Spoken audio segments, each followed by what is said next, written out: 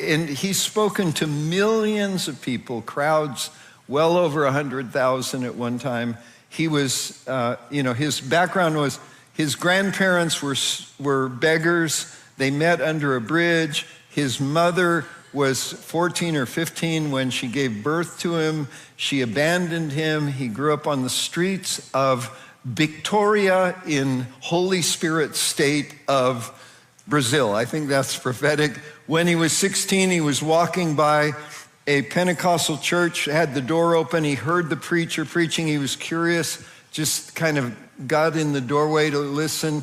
And the preacher stopped, pointed at him and said, "Young man, God has a calling on your life. He's going to use you to speak to millions of people around the world." Somehow this spoke to this street kid who had grew up with nothing, and he received and he believed.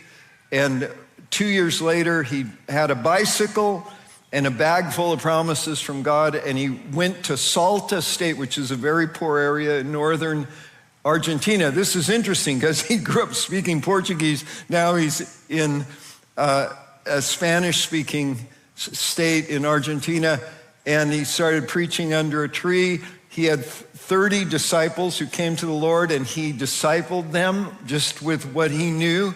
And now those 30 men are leading a movement of churches in Argentina, and he continues to do that.